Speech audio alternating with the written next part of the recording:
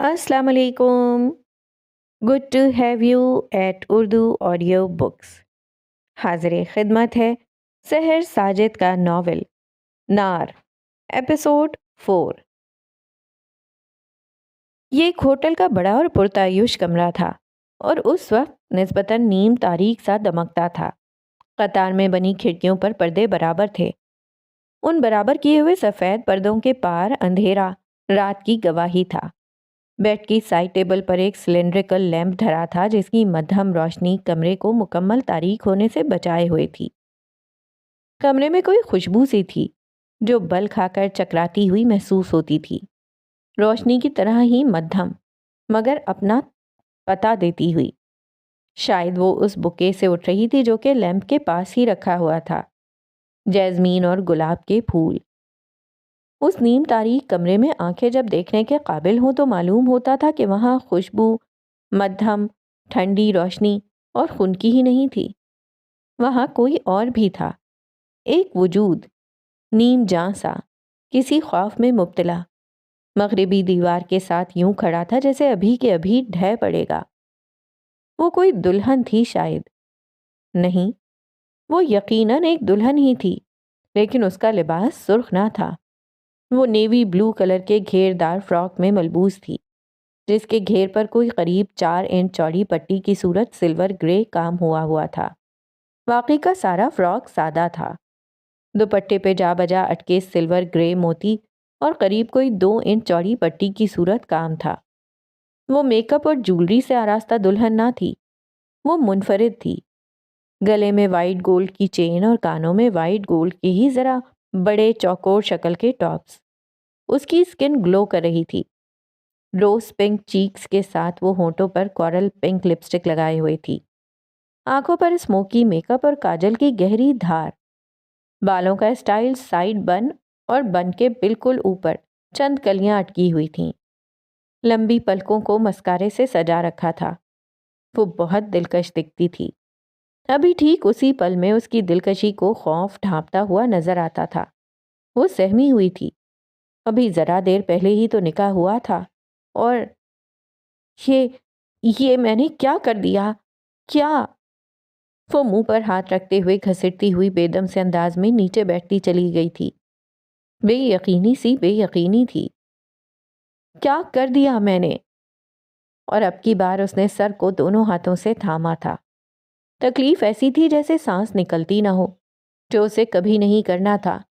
और ये तय था कि ऐसा नहीं करना था उसे। वो हो गया था, हो चुका था। ये ये क्या हो गया?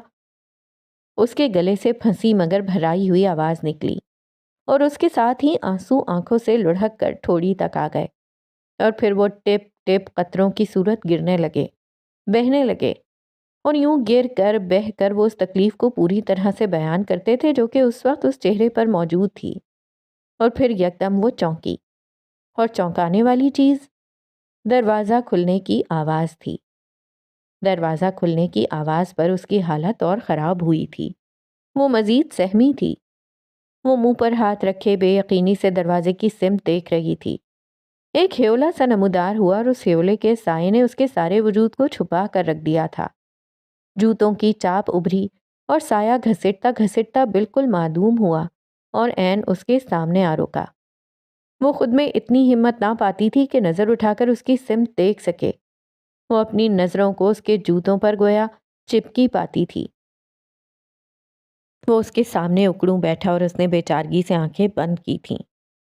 वो उसके चेहरे पर बहने वाले आंसू, उसकी गीली लहरती पलकों और कांपते होठों को देखता रहा और फिर उंगली बढ़ाकर उसके चेहरे की नमी को महसूस किया।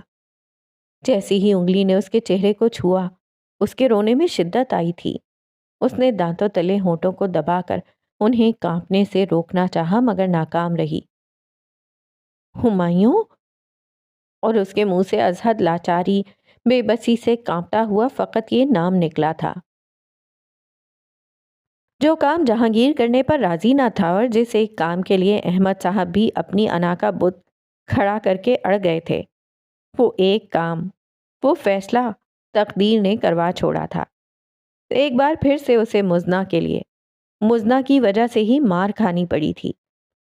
معلوم نہیں دنیا کم ظرف لوگوں سے بھر گئی تھی یا کہ ایسے لوگوں نے ان کا ہی گھر دیکھ لیا تھا۔ مزنہ کے لیے جو بھی کوئی پروپوزل آتا انہیں خولہ کی موجودگی آنکھ کا کنکر بن کر چبھنے لگتی، کھٹکنے لگتی، یوں جیسے خولہ کوئی آسیب تھی، کوئی متعدی بیماری تھی۔ زیادہ تر لوگ اسی ایک وجہ پر پیچھے ہٹے تھے اور مزنہ، وہ روز بروز خاموش ہوتی جا رہی تھی۔ گو کہ خولہ کے ساتھ اس کا رویہ بدلا نہ تھا، مگر وہ پہلے جیسا بھی نہیں رہا تھا۔ وہ اس سے بہت کم بات کرتی، اور خولہ ایک بار پھر سے زندگی کے اس مقام پر آ کھڑی ہوئی کہ جہاں اسے راستہ دو راہے میں بدل جاتا ہے، ادھر یا ادھر۔ فیصلے کی گٹھڑ ایک بار پھر اسی کے سر تھی۔ مجبوری تھی، اور یہی مجبوری احمد صاحب کی انا پر ضرب بن کر پڑتی تھی۔ وہ کمزور پڑ رہے تھے تو اس سے پہلے کہ کوئی خود منہ بول کر اس سے کہتا، اور اس سے پہلے کہ مزنہ برداشت کرتے کرتے بالآخر ایک روز اس کے سامنے پھٹ پڑتی، اسے تانا مارتی، وجہ قرار دیتی، اور اس کی خود کی عزت دھڑام سے خود اسی کے پیروں میں آن گرتی، تو یہ کہ سمجھ کا استعمال کر لینا چاہیے تھا، عقل کا دروازہ کھول کر دیکھ لینا چاہیے تھا کہ بقا کا کوئی ایک آدھ راستہ بچا ہے یا نہیں، چاہے اس راستے پر چلنا کتنا ہی مشکل کیوں نہ ہوگا، مگر یہ خود کی عزت سے زیادہ پیارا تو نہیں تھا۔ میاں بیوی میں ایک پردہ ہوتا ہے اور ضرور ہوتا ہے، اور وہ ہے عزت نفس۔ خولہ نے خود ہی اپنی عزت نفس کے پردے کو تار تار کر دیا تھا۔ بڑا مشکل کام تھا۔ محبت میں منہ چڑھے دریا پار کرنے آسان ہوتے ہیں، اور اگر بن محبت کے کوئی ایسا دریا پار کرنا پڑ جائے تو اترنا آسان ہرگز نہیں ہوتا، اور پاؤں ڈالنا سخت کام۔ اور اس نے یہ بھی کر لیا، کر دکھایا۔ میں تمہیں چھوڑ آتا ہوں خولہ۔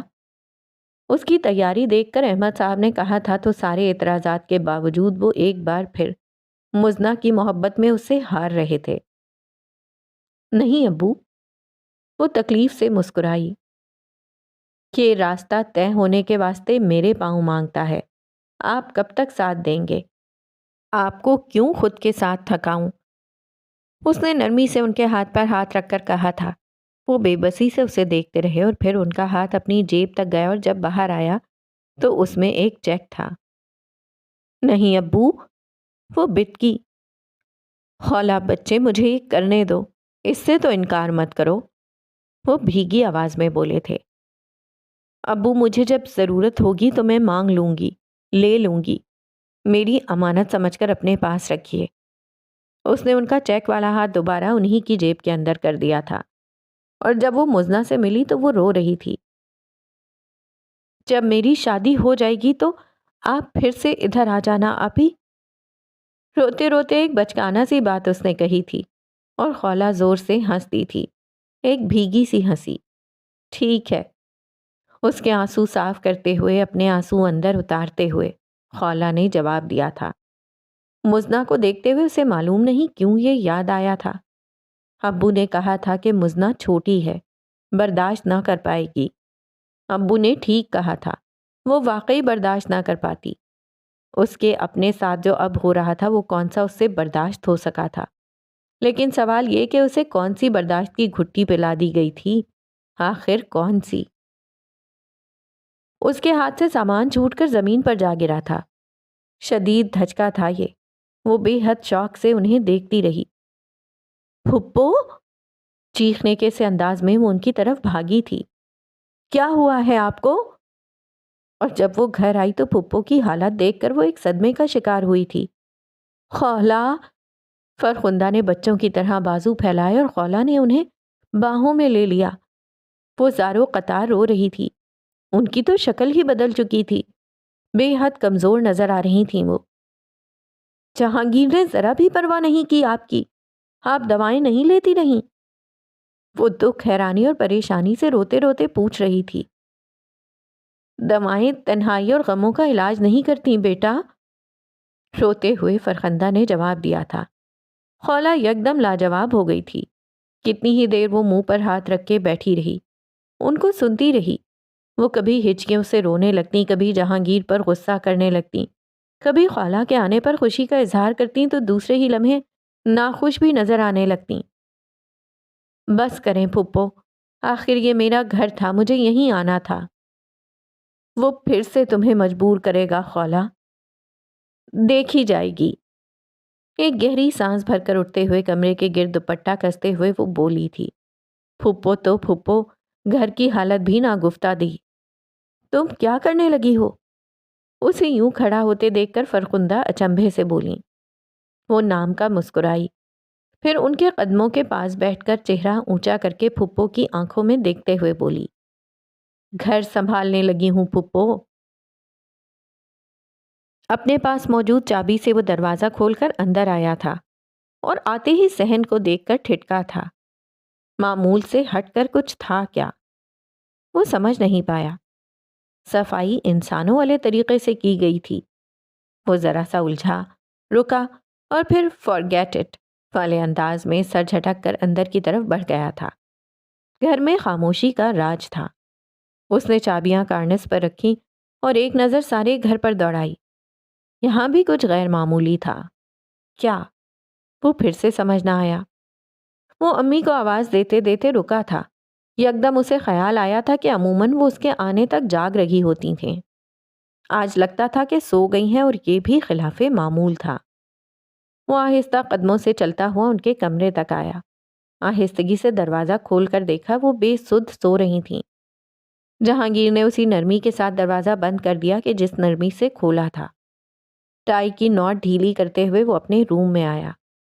ٹائی اتار کر بیڈ پر پھینکی، خود بھی گرنے کے سے انداز میں بیڈ پر بیٹھا اور جوتے اتارنے لگا۔ جوتے اتار کر جب وہ انہیں شو ریک میں رکھنے لگا تو جیسے ایک اور بات گرفت میں آئی تھی۔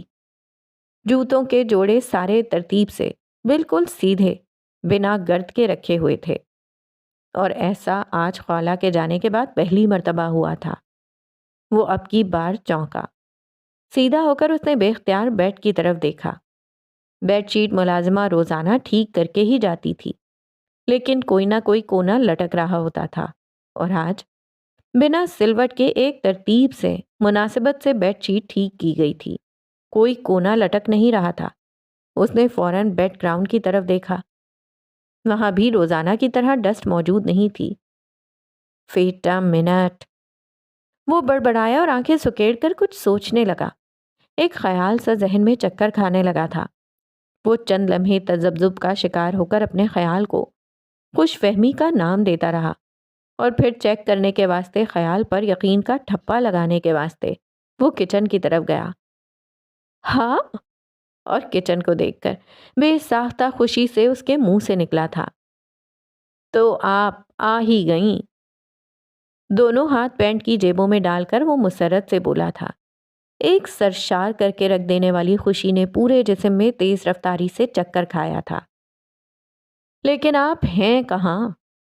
دوسری بات یہی ذہن میں آئی تھی۔ ذہن میں نہیں تھی، یہاں بھی کہیں نہیں تھی، تو پھر؟ اور بے ساختہ اس نے وال کلاک دیکھا، تو پھر وہ چھت پر ہی تھی۔ اس ٹائم وہ چھت پر واک کیا کرتی تھی۔ جہانگیر مسکراتے ہوئے سیڑھیوں کی طرف بڑھا تھا۔ وہ جانتی تھی وہ گھر آ چکا ہے، اور وہ یہ بھی جانتی تھی کہ تھوڑی ہی دیر کے بعد وہ اس کی موجودگی سے بے خبر بھی نہیں رہے گا۔ دونوں ہاتھ گرل پر سختی سے جمائے وہ ایک بے چارگی سی کیفیت میں کھڑی تھی۔ اذیت جسم کے بخیے ادھیڑ رہی تھی، جسم کو ریشوں میں بدل رہی تھی۔ آسان نہ تھا اس کا سامنا کرنا۔ وہ رونا چاہتی تھی، لیکن دل کو ایک سخت خوف نے جکڑ رکھا تھا۔ وہ اب کیا کرے گا اس کے ساتھ؟ تانے، زہریلی باتیں، بے عزتی۔ وہ اس پر ہنسے گا، اس طرح کے مر جانے کو جی چاہے گا۔ وہ عزت کا ایک احساس بھی اس کے پاس نہ رہنے دے گا۔ کوئی ایک ایسی بات بھی نہیں کہ جس سے اس کا جھک جانے والا سر کبھی اٹھ سکے گا۔ اور پھر یکدم اس کا دل دھک کر کے رہ گیا تھا۔ جسم پر ایک کپ کپی سی دوڑی تھی۔ اس کی پشت پر موجود سیڑھیوں پر قدموں کی چاپ ابھر رہی تھی، اور وہ چاپ لمحہ بلمحہ واضح سے واضح تر ہوتی جا رہی تھی، ساتھ بساتھ، قریب سے قریب تر۔ اور اس نے آنکھیں بند کر کے سانس روک لی۔ کتنے اور کڑوے جملے، کتنی اور تکلیف، کتنا زہر، کتنی اذیت، کتنی اور بے عزتی۔ جیسے جیسے قدموں کی چاپ ابھر رہی تھی ویسے ویسے اس کے ہاتھوں کی گرفت کستی جا رہی تھی، اور پھر چاپ قریب ترین واضح ترین ہو کر عین اس کی پشت پر ساکت ہو گئی تھی، اس قدر قریب کہ وہ اپنی پشت پہ کسی دوسرے وجود کی حدت محسوس کر سکتی تھی۔ بے اختیار اس نے آنکھیں کھولی تھیں، اس کا گلا خشک ہو رہا تھا، وہ اسے تر بھی نہیں کر پا رہی تھی۔ تھینک گاڈ کہ تم آ ہی گئیں، جہانگیر نے یہ کہتے ہوئے یک دم اس کا رخ اپنی جانب کر کے اسے گلے سے لگایا تھا، اور وہ بھگ سے اس کا ذہن اڑ گیا۔ وہ بے یقینی سے اسے دیکھ رہی تھی۔ 2 قدم اس سے دور ہوتے ہوئے اس نے کچھ کہنا چاہا مگر حلق جواب دے گیا تھا۔ وہ اب بھی بے یقینی سے ہی اسے دیکھ رہی تھی۔ وہ یوں دور ہٹی تھی جیسے کرنٹ لگا ہو۔ جہانگیر اس کی حالت کا اندازہ کر سکتا تھا۔ پینٹ کی جیبوں میں ہاتھ ڈال کر وہ سر جھکا کر ہنس دیا تھا، اور پھر آہستگی سے اس نے 2 قدم کا فاصلہ عبور کیا، اس کے ہاتھوں کو اپنے ہاتھ میں لیا، اس کی حیرانی سے لبریز آنکھوں میں دیکھا۔ میں نے تمہیں بہت مس کیا خولہ۔ وہ سچ کہہ رہا تھا کہ اس کے لہجے اس کے چہرے سے عیاں تھا، اور یہ ایک اور وار تھا۔ خولہ کے پیٹ میں گھونسا سا پڑا تھا۔ اس نے منہ کھول کر پھر سے کچھ کہنا چاہا اور ایک بار پھر سے ناکام رہی۔ ہونٹ بھینچتے ہوئے اس نے رخ موڑا تھا۔ وہ ابھی اس وقت یوں اس شخص کے سامنے تو ہرگز آنسو نہیں بہانا چاہتی تھی۔ رخ موڑے کچھ کڑوا کڑوا سا پیتے ہوئے وہ یوں ہی کھڑی رہی۔ خولہ، جہانگیر نے اس کے ہاتھوں کو ہلکا سا جھٹکا دیا، اور اس نے چہرہ موڑ کر سرخ ہوتی آنکھوں کے ساتھ اس کو دیکھا اور دیکھتی رہی، یوں جیسے اس کی کہی بات کا یقین کرنا چاہتی ہو۔ تو تم نے مجھے مس کیا؟ ہاں، اور جن کو مس کیا جاتا ہے ان کے ساتھ یہ کیا جاتا ہے جہانگیر۔ 6 ماہ، 6 ماہ۔ دکھ اور غصہ جمع ہو کر لہجے سے چھلکا اور وہ بات مکمل نہ کر سکی۔ اس سوال پر جہانگیر نے گہری سانس بھری۔ خولہ، میں ماموں کے سامنے جھک نہیں سکتا تھا۔ جب وہ کسی معاملے میں دخل اندازی کرتے ہیں تو مجھے یوں محسوس ہوتا ہے جیسے وہ مجھے نیچا دکھانا چاہتے ہوں، احسانات جتا کر اپنی مرضی مجھ پر مسلط کرنا چاہتے ہوں۔ وہ اسے حقیقت بتا رہا تھا۔ واقعی میں وہ ایسا محسوس کرتا تھا۔ خولہ نے بے اختیار آنکھیں بند کر کے تکلیف سے سر کو جھٹکا۔ وہ کیا اب اس شخص کو بتائے 6 ماہ کی تکلیف، اذیت؟ ٹھیک ہے، ابو کو نہ سہی، تم مجھ سے تو کہہ سکتے تھے نا واپس آنے کے لیے۔ تم آنا نہیں چاہتی تھیں تو میں کیوں کہتا؟ جہانگیر، تم نے خود مجھے بھیجا تھا، انفیکٹ نکالا تھا، میں اپنی مرضی سے نہیں گئی تھی۔ اس کا بس نہیں چلتا تھا کہ وہ اس کا گریبان پکڑ لیتی۔ کیا کرنا اس طرح کی چاہت کا؟ میں تمہارے سامنے بھی جھکنا نہیں چاہتا تھا۔ اور اس جواب پر خولہ یکدم ٹھنڈی پڑ گئی تھی۔ وہ اس کا چہرہ دیکھ کر رہ گئی تھی، کیوں جیسے آج کے بعد اسے اس شخص کے ساتھ زندگی گزارنے کا کلیہ سمجھ میں آ گیا۔ وہ نیم واہ ہونٹوں اور تعجب سے بھری آنکھوں سے اسے دیکھتی رہی۔ بھوک لگ رہی ہے، چند لمحوں بعد جہانگیر نے سر کھجا کر کہا تھا۔ وہ ایک بار پھر سے اسے دیکھ کر رہ گئی تھی۔ تم چلو، میں آتی ہوں۔ خولہ نے ہاتھ نرمی سے چھڑوائے۔ ساتھ کیوں نہیں چلتی ہو؟ وہ جاتے جاتے ایک دم مڑا تھا۔ آتی ہوں جہانگیر، اور وہ زچ نظر آئی تھی۔ ساتھ کیسے چلتی؟ اس کا مقام متعین کر دیا گیا تھا، اور اسے وہ سارے آنسو بھی تو بہانے تھے جو اندر غبار کی طرح چھاتے ہی چلے جا رہے تھے۔ اگر اچھا نہیں تھا تو اتنا برا اور دردناک بھی نہیں تھا جو تب ہوتا اگر جہانگیر تانے دے دے کر اس کی زندگی اجیرن کر دیتا۔ اس تکلیف کے مقابلے میں یہ کچھ بھی نہ تھا۔ وہ ہنس کر برداشت کرنے کو تیار تھی۔ خولہ نے آسمان کی طرف دیکھا۔ مصلحتوں کو سمجھا نہیں جا سکتا میرے اللہ، لیکن یہ سچ ہے، حقیقت ہے کہ بساط سے زیادہ آزمائش نہیں اترتی آسمان سے۔ چند آنسو گال پر لڑکے اور پھسل کر اس کا چہرہ بھگو گئے۔ نفرت کے مقابلے میں یہ مشروط سی محبت کافی تھی، زندگی بھر کے لیے۔ جہانگیر نے سی وی بنانے کے لیے اس سے ڈاکیومنٹس مانگے تو اس نے بنا کچھ کہے ڈاکیومنٹس دے دیے تھے۔ جہانگیر خود ہی اپلائی کرتا رہتا۔ اس کے نمبر پر کال آتی تو اسے معلوم ہوتا جاب انٹرویو کی اس سے زیادہ فکر جہانگیر کو ہوتی تھی، اس کے ڈریس کی، گفتگو کی، ایکسنٹ کی، انگلش کی، کس سوال کا کیا جواب دینا ہے اور کس طرح دینا ہے، وہ اسے گائیڈ کرتا رہتا۔ معلوم نہیں یہ اس کی ناکامی تھی یا قسمت، ابھی تک وہ کامیاب نہ ہو سکی تھی۔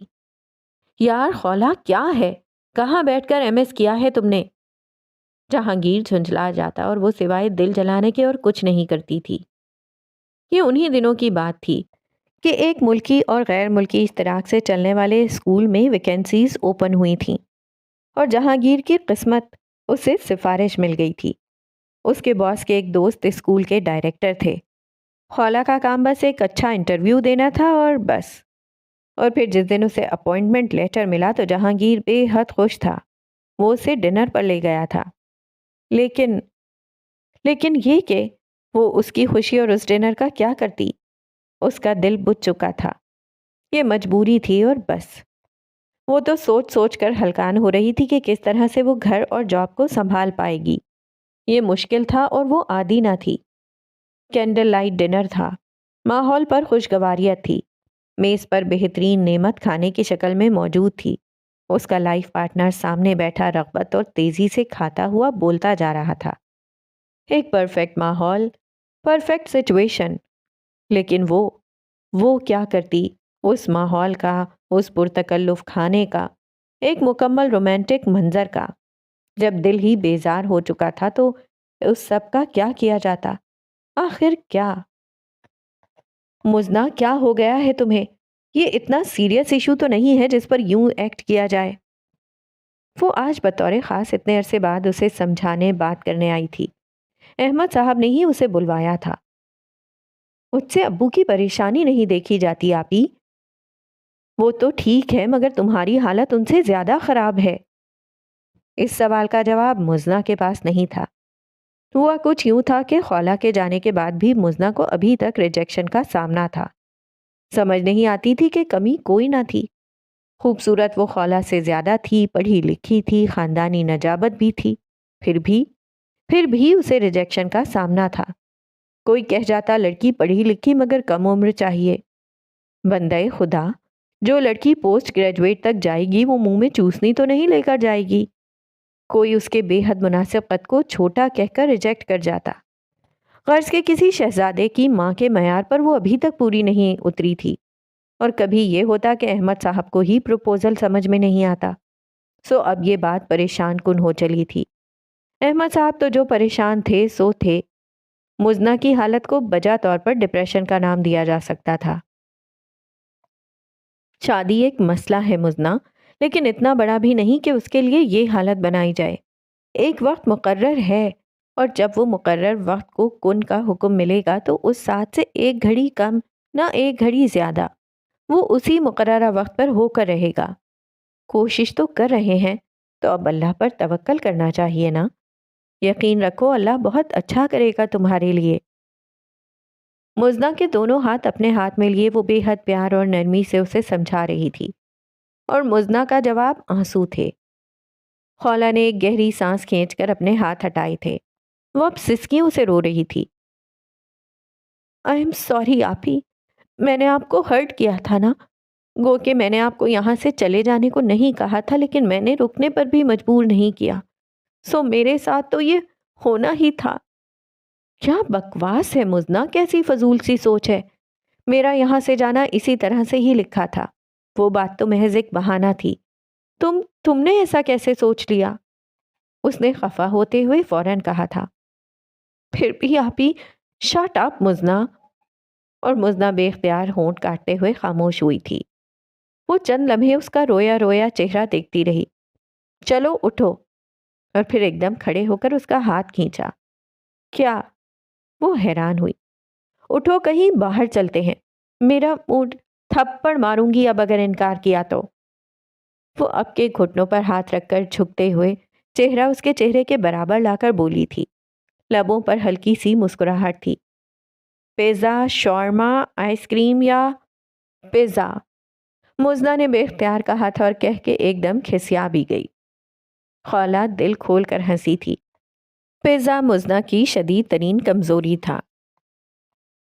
مسز جہانگیر، آپ ذرا میرے آفس آئیں، سخت لہجے میں کہہ کر مس مفتی وہاں سے چلی گئی تھیں۔ وہ تو کہہ کر چلی گئی لیکن خولہ کی سانس خشک کر گئی تھیں۔ وہ چند لمحے اسی حالت میں بیٹھی رہی۔ سٹاف روم میں اور بھی ٹیچرز موجود تھیں جو کہ اس کی بدلی رنگت والے چہرے کو دیکھ رہی تھیں۔ یہ کوئی پہلی مرتبہ اس کے ساتھ ہونے نہیں جا رہا تھا، بلکہ یہ معمول کا حصہ تھا۔ دن میں ایک مرتبہ تو لازمی ہی اسے پرنسپل کے آفس میں حاضری دینی پڑتی تھی، اور ایسا ان غلطیوں کی وجہ سے تھا جو آئے روز اس سے معلوم نہیں کیسے بنا اسے بتائے، بنا کوئی خبر دیے ہی سرزد ہو جایا کرتی تھیں۔ کبھی کسی بچے کی ڈائری گم کر دی، کبھی کسی کی نوٹ بک ان چیکڈ رہ گئی، کبھی کاپی چیکنگ میں غفلت، کبھی کلاس روم مینجمنٹ کے مسائل اور کبھی ٹائم مینجمنٹ کے۔ گو کہ اس قسم کے مسائل سے ہر اس شخص کو دوچار ہونا پڑتا ہے جو کہ پہلی مرتبہ اسکول ٹیچنگ کر رہا ہو۔ مگر خولہ کا مسئلہ یہ تھا کہ 1 ماہ گزر جانے کے باوجود وہ ابھی تک اپنی غلطیوں پر قابو نہ پا سکی تھی، اور اسی چیز کی بنا پر وہ مس مفتی کی گڈ بکس میں نہ تھی۔ مس مفتی ایسی منتظم اعلیٰ تھیں جن کو محض اچھے کام اور ڈیووشن ہی سے متاثر کیا جا سکتا تھا۔ ایک تو خولہ کی سفارشی اپوائنٹمنٹ اور اوپر سے اس کی پرفارمنس، یہ سب کافی تھا اسے مس مفتی کی نظروں میں گرانے کے لیے، اور ابھی ایک عدد کڑوا تلخ جام ڈانٹ کی شکل میں اسے پینا تھا۔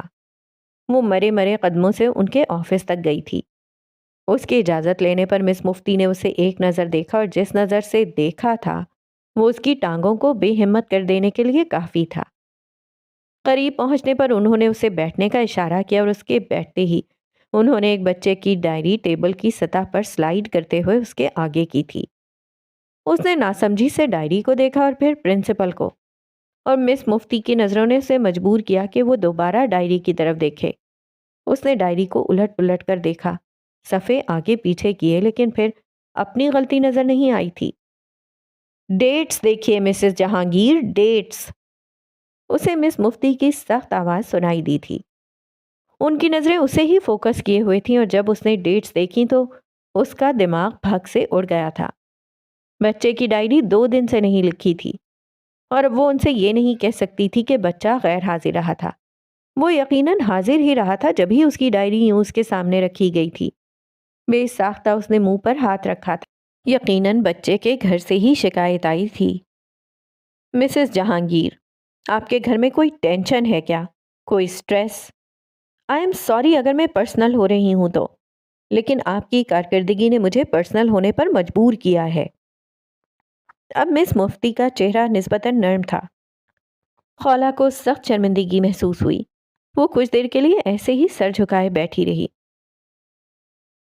میں آپ کو سوری نہیں بولوں گی مس مفتی، میں اب اپنی پرفارمنس سے ثابت کروں گی کہ مجھے واقعی اس بات پر شرمندگی ہے۔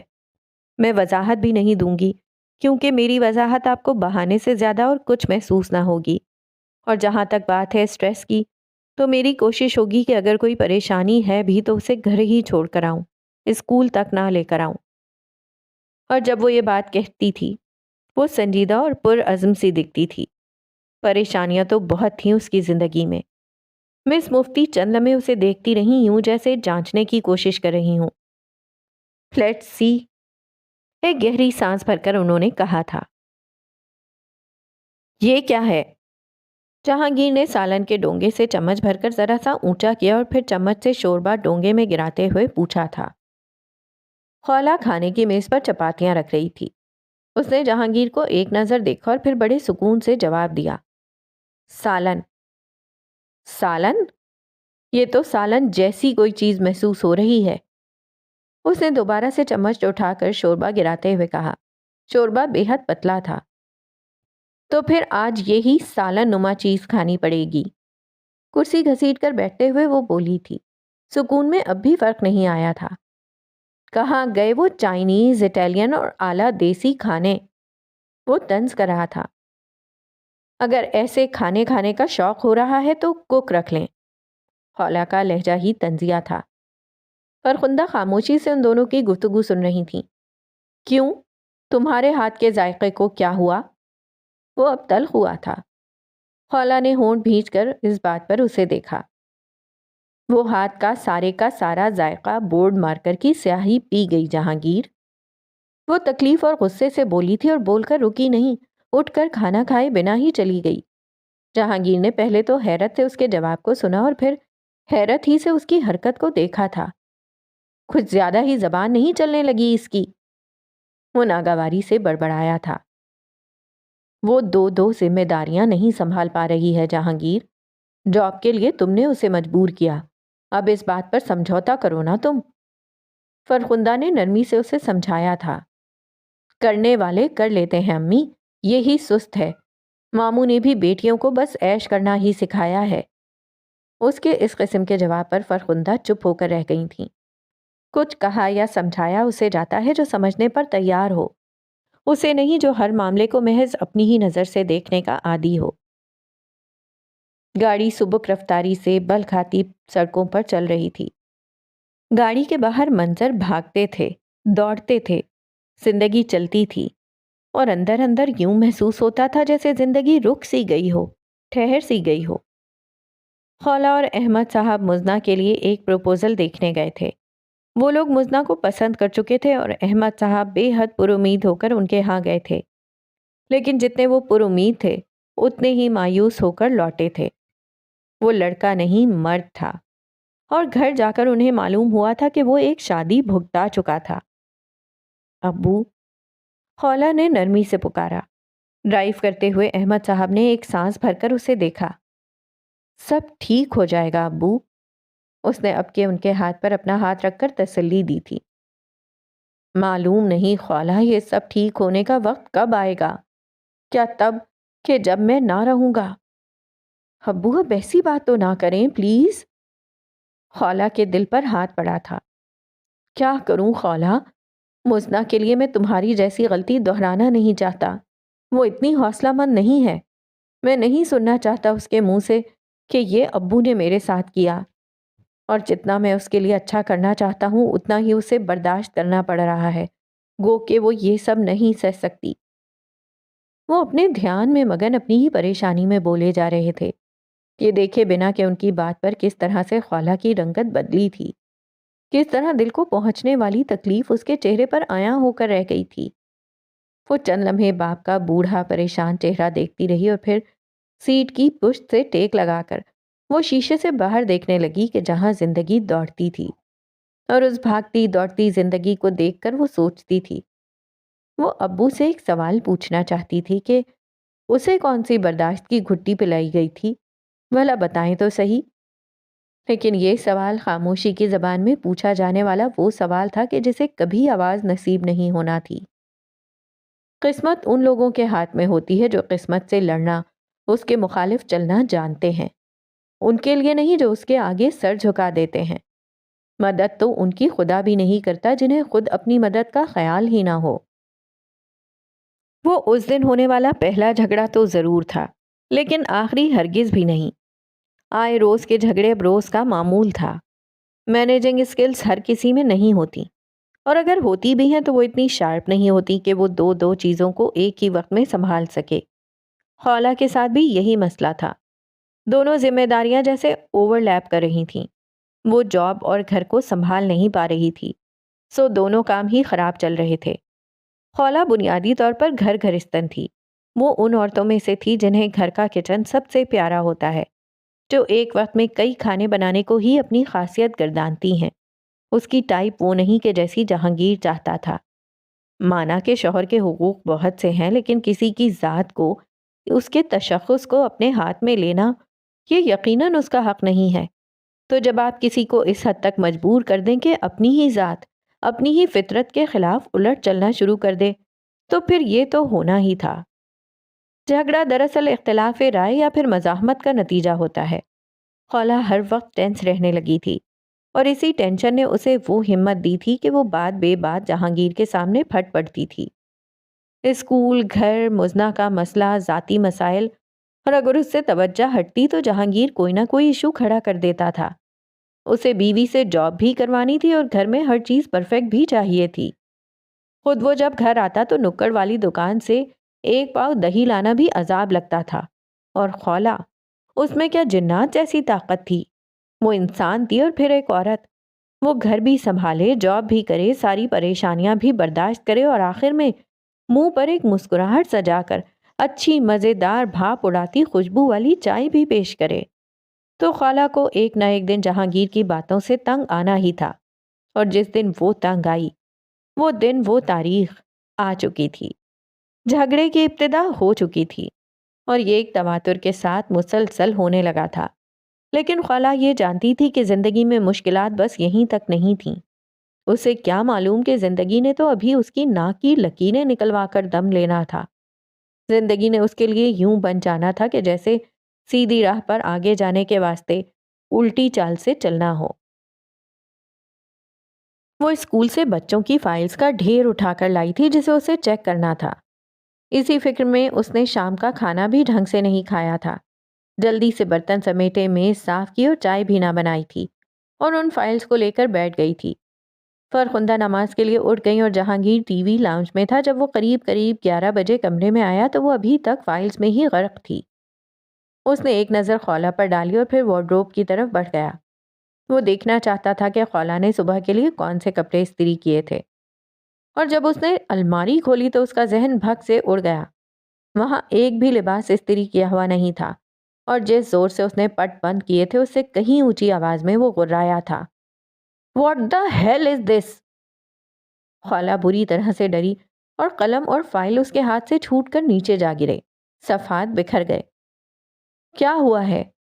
وہ حیرت سے پوچھ رہی تھی۔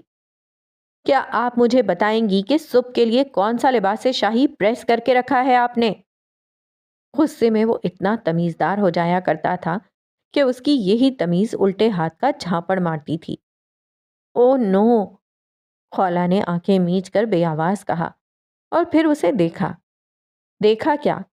بس یہ اندازہ لگاتی رہی کہ فیول کتنا ہے اور وہ مزید کتنا بھڑک سکتا ہے۔ "میں کر دوں گی ابھی جہانگیر." اور پھر اپنی تئیں نرمی سے ہی کہا۔ وہ الگ بات کے نرمی کے بجائے بیزاری زیادہ ٹپکتی تھی لہجے سے۔ "ہاں کر دو گی۔